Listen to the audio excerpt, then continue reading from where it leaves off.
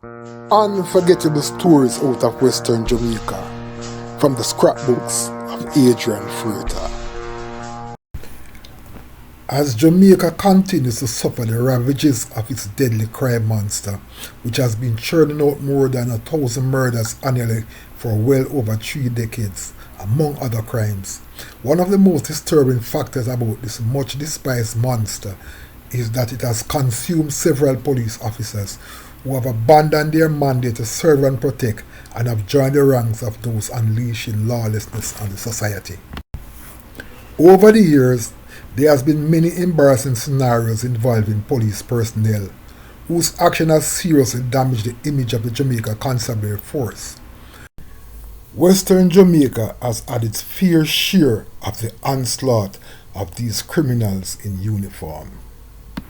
In this edition of Lest You Forget, we will be revisiting an incident which occurred at the Freeport Police Station in Montego Bay in late January 2013, where a female police officer and 2 male colleagues were implicated in the unauthorized release of a prisoner who the authorities had labeled as most dangerous. In what turned out to be arguably a most embarrassing situation, the dangerous prisoner was recaptured at the home of the policewoman, allegedly found under her table, albeit not in the colloquial Jamaican sense. Figuratively speaking, that story fell into my lap, as on the morning of Sunday, February 24, 2013, the morning the escaped prisoner Greg Taylor was recaptured at the home of policewoman Faye Faulkner, I was hanging out at a location along the Glendevon Main Road, just over 200 meters from where the embarrassing drama unfolded. Naturally, I was a reporter who wrote the story for The Gleaner, which was published on Thursday, February 28, 2013, under the headline, Ugly Cloud Hangs Over St. James Police. 3 cops arrested. Escapee found at woman cop's home. Although I became aware of the policewoman's name from the morning of the arrest, as I saw her being placed in a police vehicle and being driven away, her name was not used in the story because the police high command had refused to identify her.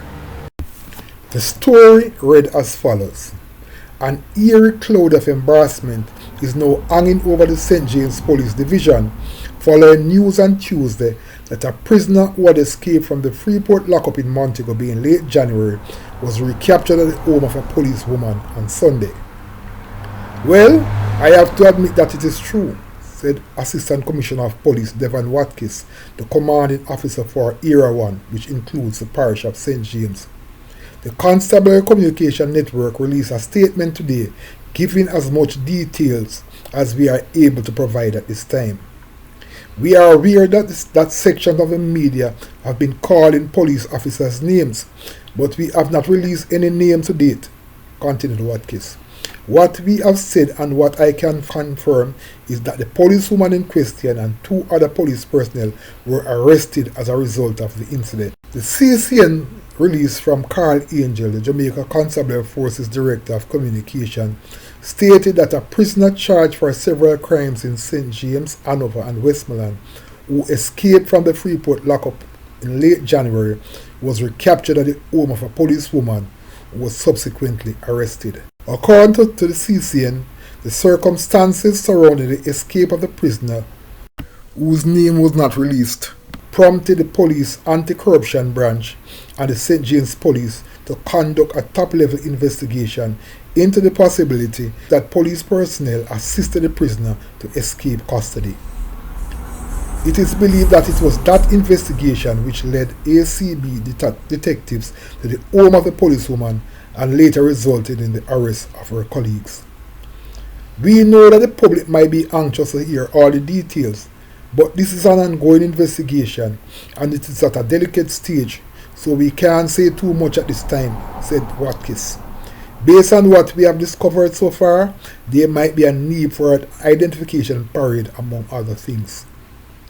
Pressed as to whether the policewoman who was named in an uncorroborated media report was in any way involved, ACP Watkins firmly declared that he did not intend to become the subject of a lawsuit. I have heard a name being called, but I would not even repeat it, he said. I am urging members of the media to be careful in what they report, because if they make the wrong call, they could find themselves in legal trouble. After her arrest, Faulkner was charged for harboring a fugitive, as investigators said that when they went to her house, they found Taylor, who was on the run for just under a month, hiding under a table. He was clad only in a bathrobe and slippers. Faulkner, who was also in the house, was immediately taken into custody. After she was convicted in the St. James Parish Court in February 2017, her sentence was delayed on several occasions on account of illness, including a period of hospitalization. She was sentenced to 2.5 years in prison by presiding parish court judge Natalie Hart-Hines, who described her conduct as a breach of the public's trust in the police. It's a very serious offense in that you are personally and actively keeping the man, Taylor, from the arms of justice. The public's confidence in the police has been negatively impacted, Hart-Hines told the tearful Faulkner.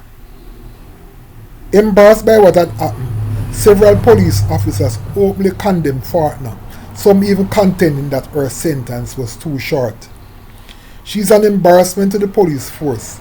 She took an oath to protect the society, yet she was caught with a man who had escaped custody, said the police sergeant, who interestingly got into trouble himself shortly thereafter and had to flee the island. The sentence is too short, the sergeant said. The 2 years and 6 months should only be for embarrassing the organization. While Faulkner has since completed her sentence and has moved on with her life, that story was definitely one of those unforgettable stories out of Western Jamaica. Unforgettable stories out of Western Jamaica from the scrapbooks of Adrian Freighter. Like and subscribe for more unforgettable stories out of Western Jamaica.